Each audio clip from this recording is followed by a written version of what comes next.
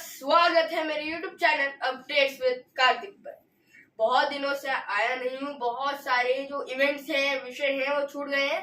Exams थे, camps थे, classes थी, बहुत सारी चीजें थी। बीमार भी पड़ गया था, पर अभी आएंगे और कंटिन्यूअसली थोड़े वीडियोस बनाएंगे कि क्या क्या हुआ है इतने टाइम में। पर 6 जून 1672 ये तारीख भारत के इतिहास में, मिडिवल इतिहास या मिडिवल मॉडर्न में अपने अंदर ही बहुत ज्यादा यूनिक है। इंडिया में बहुत सालों ये जो सेंट्रल पावर थी, उसके जो किंग आते थे वो आते थे सेंट्रल एशिया या फिर अल हिंद यानी अफगानिस्तान से। पर उसके एकदम बाद क्या हुआ कि 1672 6 जून क्राउनिंग होती है छत्रपति शिवाजी महाराज की। शिवाजी महाराज जो है, उन्हें वो टाइटल दिया जाता है छत्रपति। अब ये जो छत्रपति का टाइटल था, इस पे बहुत लोग कहते हैं कि एक महाराष्ट्र में कहना है कि बहुत ज्यादा बादशाह बने, इसका बादशाह या मुगलों का बादशाह, पर्शियंस बादशाह बने, पर मराठाओं का जो बादशाह बना उसे लोग छत्रपति बुलाते। मराठी में एक सेइंग है, उनका जो एक ये था कि कितना ग्रैंड करना था, क्योंकि मराठियंस जो थे या फिर मराठा एम्पायर जो था, वो अभी अपनी पीक से बहुत ज्यादा दूर नहीं था, ना ही बहुत ज्यादा पास था, फेयर डिस्टेंस था पीक टाइम से। पर जितना उन्होंने एक सेंस में मुगलों को मार के लिया था, उनसे वापस लिया था या फिर एक वायर किया था, उनसे छीन लिया था, ये जो है इसमें क्या हुआ कि पैसा बहुत ज्यादा नहीं था, पर इतना था कि एक अच्छा बड़ा राज्य अभिषेक हो सके। हेनरी अलेक्जेंडर ये जो है, ये था मुंबई का उपराज्यपाल, बॉम्बे का उपराज्यपाल उस समय जिससे कहा जाए। अभी अभी तय हुई थी, यानी ट्रीटी हुई थी इंग्लिश और मराठास के बीच में, ब्रिटिश और मराठास के बीच में, कि ब्रिटिश ट्रेड कर सकते हैं।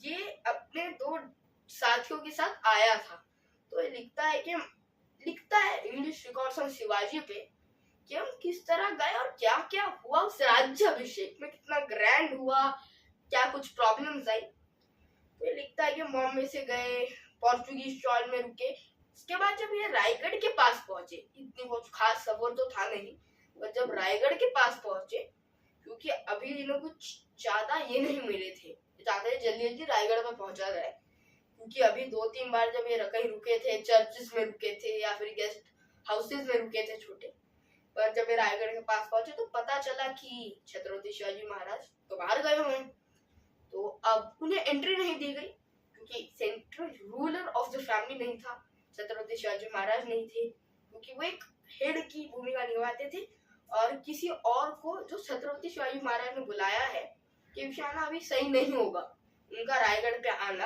अभी तो सही नहीं होगा। कुछ देर उन्हें रुकना पड़ा, 2 दिन रुकना पड़ा। उसके बाद दूसरे दिन की दोपहर पे ये खबर उन तक पहुंची, छत्रपति आ चुके, आप आ सकते हैं। एक और चीज की जो रायगढ़ पे उसने लिखा कि रायगढ़ शायद सबसे ज्यादा आर्टिस्टिक किला नहीं है इस देश में, पर शायद सबसे ज्यादा सेफेस्ट है, क्योंकि जिस तरह रायगढ़ की ढलान है, अगर अंदर से कोई नहीं बताता है, लंका का विभीषण नहीं निकलता है, तो आप उस किले को नहीं भेद सकते। इम्पॉसिबल टू बीट, उस किले में सेंध नहीं लगाई जा सकती। हेनरी अलेक्जेंडर आता है और वो किला देखता है अंदर से कि मार्केट से ठीक ठाक सा किला है, अच्छा एरिया है, और उसे जो कमरे दिए गए थे उसके साथियों को, यानी उसके डिसाइपल्स को, आपको छत्रपति शिवाजी महाराज के कमरे से 1 माइल की दूरी पर रहना। ये वो लिखता है कि हम 1 महीने पहले ही पहुंच गए थे। फिर वो बहुत कुछ लिखता है कि कितने अच्छे से बनाया हुआ था, हमारी खातिरदारी की गई। फिर वो लिखता है कि जब राज्याभिषेक का दिन आया, उससे 1 दिन पहले बताया गया हमें कि हमें सुबह 8 बजे वहां प्रेजेंट होना है, और बहुत कुछ था। पर इसके बीच में बहुत इंपॉर्टेंट पॉइंट आता है। हेनरी अलेक्जेंडर जो था, ये छत्रपति शिवाजी महाराज से मिलने जाता है आने के 1 दिन बाद। ये तोहफे देता है, बड़े तोहफे देता है उनके छत्रपति संभाजी महाराज को, यानी जो प्रिंस थे उस समय, और बहुत सारे तोहफे देता है।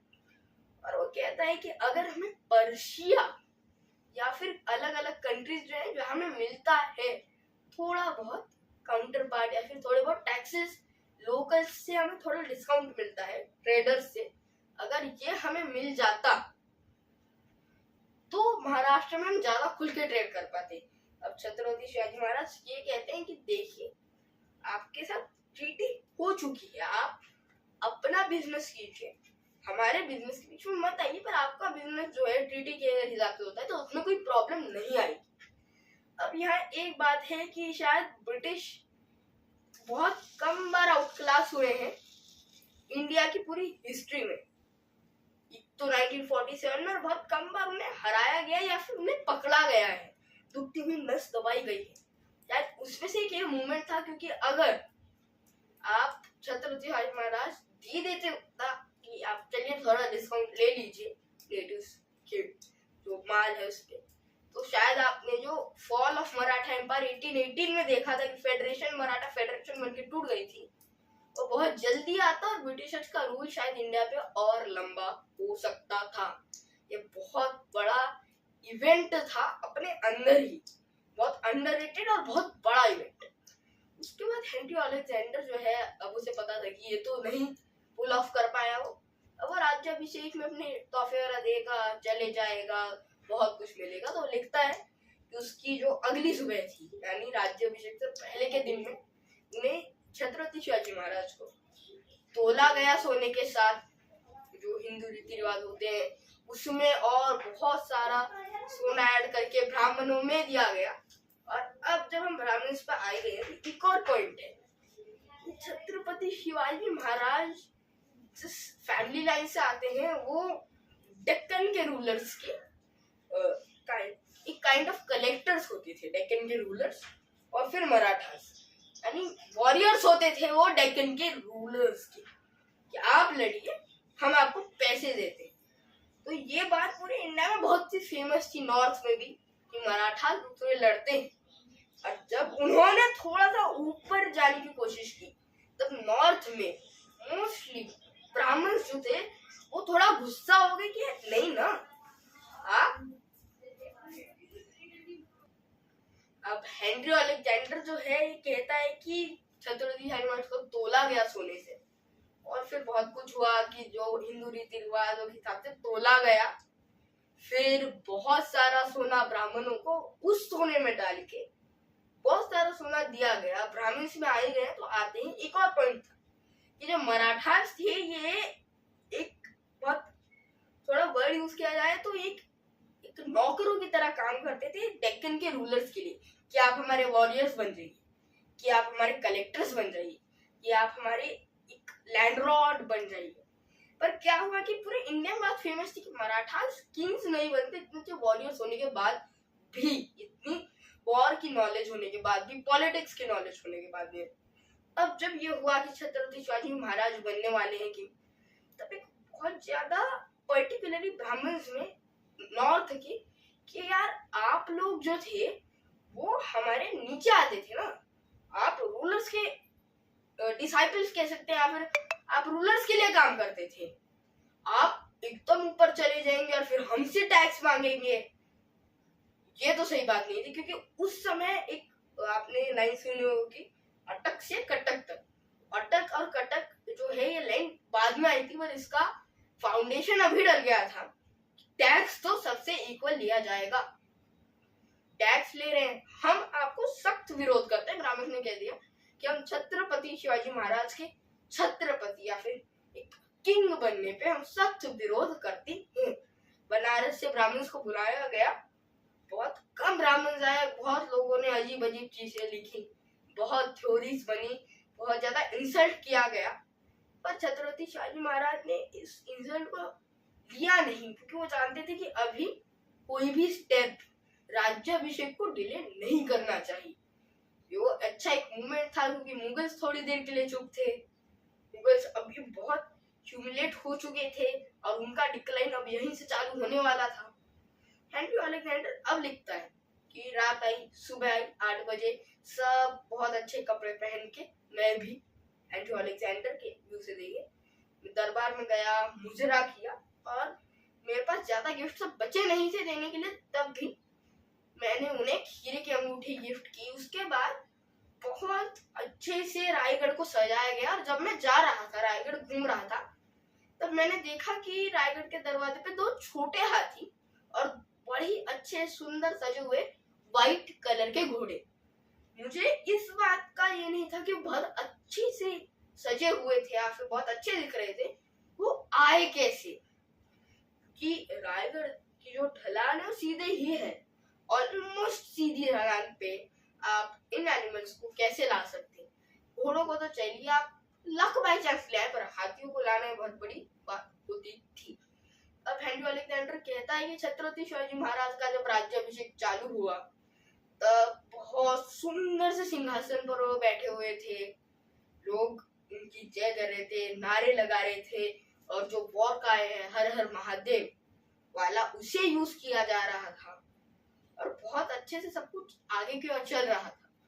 उनका राज्याभिषेक हो जाता है। अब हम आते हैं एक और बुक पे और ये लिखी गई थी one of the best ministers या फिर जो लोग थे जिन्होंने वो अभिषेक खुद विटनेस किया था, राज्याभिषेक, उनके द्वारा कि 1,32,00,000 जो पैसे थे ये लगे और पूरी दुनिया में सबसे अच्छा राज्याभिषेक हुआ।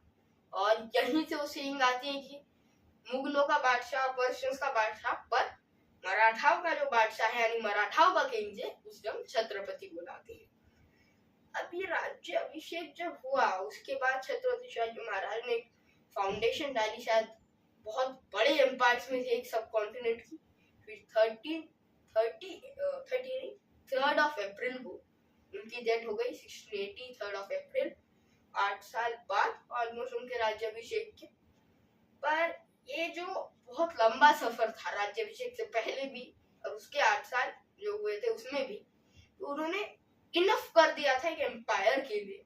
और उसके बाद भी अच्छे सक्सेसेस की हर थोड़े अंतराल पे आते रहे। जरूर कई बार ऐसे किंग्स आए जिन्होंने इतना अपना पोटेंशियल रीच नहीं किया, उनमें पोटेंशियल नहीं था, पर ये जो फाउंडेशन डाली थी इसने शायद ब्रिटिश रूल इन इंडिया में ठीक ठाक टाइम से डिले कर दिया था। शायद अगर उनकी डेथ इतनी जल्दी नहीं होती महाराज की, शायद और ज्यादा डिले या फिर हम ब्रिटिशर्स को और थोड़ा लड़ते हुए देखते, इंडिया के लिए बहुत ज्यादा जान लगाते ब्रिटिशर, पर शायद कभी कैप्चर भी नहीं कर पाते। You never know what's gonna happen, what if, एक बहुत बड़ा व्हाट इफ रह गया ये इंडियन हिस्ट्री में कि अगर छत्रपति शिवाजी महाराज का क्राउनेशन जल्दी हो जाता या फिर वो और थोड़ा आगे अपनी लाइफ में जीते और कुछ अचीव करते तो क्या होता भारत का। आज के वीडियो में इतना ही दोस्तों। अब जरा रेगुलर वीडियोस आएंगे तो ट्यून रहना चैनल के साथ, सब्सक्राइब करो, लाइक करो, बेल आइकन दबाओ, वीडियो को शेयर करो और थैंक यू।